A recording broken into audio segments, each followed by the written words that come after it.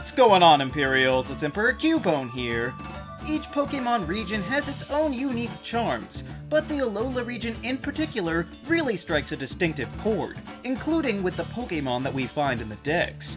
But as we know, the amount of new Pokemon is far lower than previous gens, so we have a majority of Pokemon being dual-typed, leaving just 37% to embody a single type.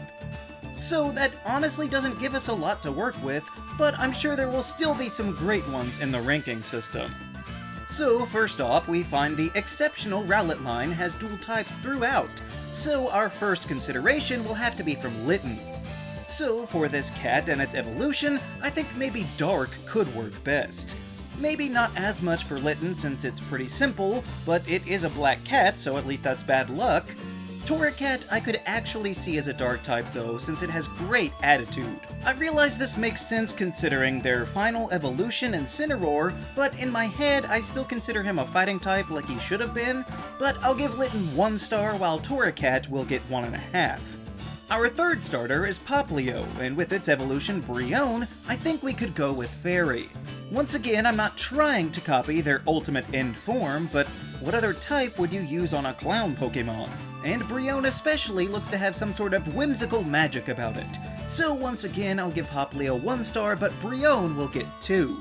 After we pass by the regional bird, we find the Yungoos family. And even though they aren't actually from Alola, they still count here.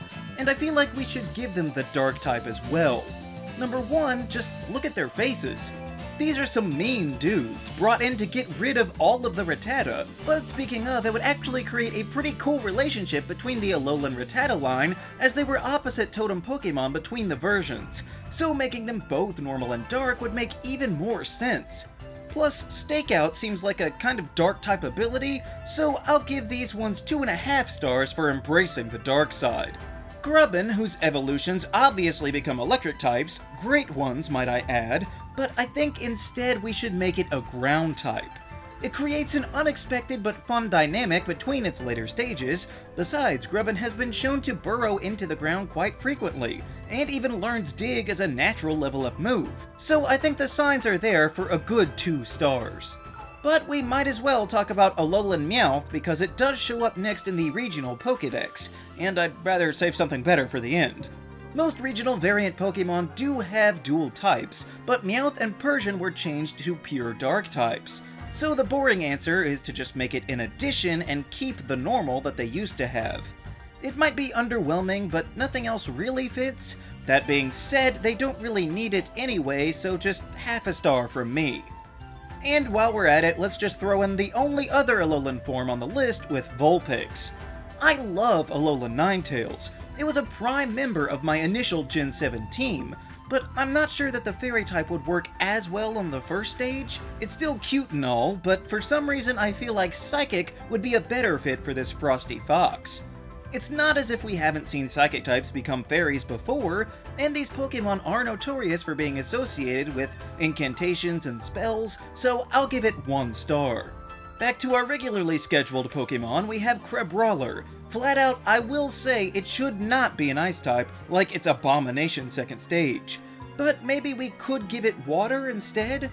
Now, I will be the first person to point out that Crabs don't require the Water typing, but that doesn't stop Crabroller from getting several Water attacks in its moveset. I know it lives pretty exclusively in berry piles, but that alone isn't enough to make it a Grass type or anything. Plus, water hardening into ice creates an interesting relationship, so I would say it's at least a 1 star. Next we have Rockruff, who is an amazing Pokemon, but I've seen a lot of people confused as to whether or not it's a normal type. The truth is it's not, but maybe it should be? We don't have this combination yet, so who better to introduce it than this petrified pup? So I'll say it should be this way at 3 stars, but its evolution Lycanrock is even better, and there's more to it since it has multiple forms. I'm partial to the midday form myself, which I would give the ground type to further display the desert environments in which it lives. The midnight form, however, needs something different with the dark type. There is clearly an evil streak in this werewolf Pokemon. But of course, there's also the in-between dusk form of Lycanrock, and here I think fighting could work best.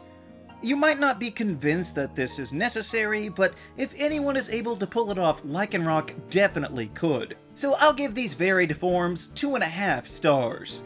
Right after that, we find Wishywashy, and while some people might think dark, which could work for the schooled form, when you break down to the base elements, this tiny, frightened solo fish doesn't seem all that evil. So to me, I would say Wishywashy should get the Psychic type, because it would forge even stronger bonds in the school, so that they can all work together as one with some extra telepathic help. That being said, the only Psychic move that it gets is Rest, so not a great fit, as it won't be getting any stars from me. One of the hardest ones this time around seemed to be the Mudbray line. They are just horses made out of mud, so it's about as ground as it gets.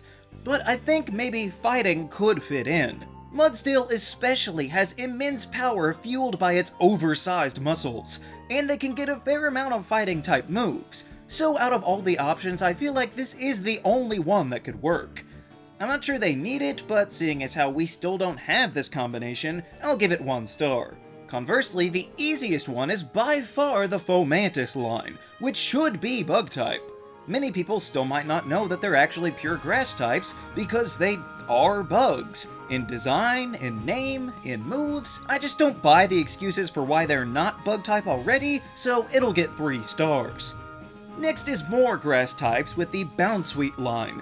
This took a bit more discerning, but I think Fairy could work. I was leaning towards normal because it's just a standard fruit, but I do think that it has enough charm to be considered a little fairy-like, and this would probably be the case for Steenie as well, because it's not like they don't have connections to the fairy type already. However, with Tsareena, I think we could get the fighting type. In the final form, its legs become its most deadly weapons, and it gains access to several fighting moves with huge boosts in attack. So I'll give the first 2 just 1 star, and Tsareena will get a solid 2. Next we have the opposite because Kamfei, who is not a grass type, should be. This is the exact same situation as the Florges line last generation. They claim the flowers aren't a part of its body and shouldn't be counted, but that's like saying Delmai shouldn't be grass type because it's got seaweed draped all over it. So I would say Kamfei makes perfect sense as a grass type at 3 stars. Oranguru obviously has 2 types, but its counterpart, Passimian, remains a pure fighting Pokémon. But I think maybe we could once again add the grass type. This primate fights using berries or melons or something, while at the same time decorating itself with leaves, so it has clearly forged a symbiotic relationship with the jungle, and it would only make sense to be related in its typing, so I'd give it at least 1 star. One that I generally forget about is Pukumuku. I'm not really sure what to do with this sea cucumber, but I think poison could be best. While lacking in actual attacks, its moveset does house many poison tricks to use, and the Pokédex says that it's covered in slimy mucus, so it does make sense to me, but we don't want it to clash with Toxapex, so I'll just give it half a star. Then we have Type Null and Silvally. Some people claim they're legendary Pokémon, but we're not here to talk about that, we gotta fix their pure normal status. However, I think it's pretty clear that Steel would fit here. Not just because Type Null has a giant metal helmet, but they also seem to have metallic body parts, and if nothing else, the RKS system clearly shows that there's some form of internal circuitry. So even though it might mess with their type-changing gimmick, I think it deserves at least 1 star. Next we find Komala, and for this little normal type, I would also recommend Grass. Again, I know that the log that it holds is not a part of its body, but it is said to have the log from birth, and also to be comatose because of the plants that it eats. So while it does fit, it's not really required, so we'll let it rest at 0 stars. Then there's little baby Jangmo-o. I loved this thing before the evolutions went and ruined it, so we will not be giving it the fighting type. Instead, I think that we should go with Steel. Its scales are its defining trait, and on top of being impenetrable, they are said to make a metallic sound when hit. So I'll say that this one should be at least 2.5 stars. And like every region, we find the legendary Pokémon at the end, starting this time with Cosmog and its evolution Cosmoem. Not much difference between them, maybe should have just been considered a form change, but these Pokémon are complexly simple, in that they are very important, but also have very little going on. So really the only thing that I could think to do was Ghost. Cosmog is made up entirely of gases like a ghost, and Cosmoem's dex entry basically says that it's dead anyway. That might make them a little too connected to Lunala and not enough to Solgaleo, but it's not like that doesn't happen anyway. However, it might overcomplicate things, so no stars on this one. Then there's the Ultra Beasts, and really most of these are dual-typed, except for Xurkitree, and Steel is once again the obvious choice. It's not just because it's got bulbs on it, but it's also made of wires. Its hands are literally frayed copper, so it would only make sense for it to be a Steel type. I can see why they maybe didn't given the other Steel Ultra Beasts, but I'll still give it 3 stars. There's also Necrozma, who I think we could give the Dark type. I know this creature is all about light, but that's kind of the point. It actually appears to be an enemy of light, consuming it wherever it goes. Not to mention its jet black appearance, and I quote, its extraordinarily vicious disposition probably should have tipped us off if the fact that it wasn't the literal villain of the story didn't let us know how evil it really was, and we'll give this one 2 stars. But the Ultra games also gave us Poipole, who is the only other confirmed starter Pokemon not to be a choice from the beginning. Its evolution becomes a dragon type, and I could see that here, or even Steel, but it wouldn't make sense to lose that on Naganadel. Instead, I'm leaning towards Bug. It certainly looks weird enough as a bug-eyed alien, and even gets access to some bug-type moves. So it's better than I would have expected, but I think I'll just give it half a star. And of course, we have Zera Aura, who should be a fighting type. I can't tell you how many times people have thought that this Lightning Cat was already a fighting type, but it is perfect, even down to its signature move, Plasma Fists. So given that this Pokemon is pretty underutilized, and we still don't have this combination, I'll give it 3 stars. And lastly, we have Meltan and Melmetal, who are indeed Gen 7 Pokemon. We can fight about it if you want, but I'm right. As for the types, they are pretty solidly Steel, or liquidly, as it were, but I think Electric is just about the only thing for it.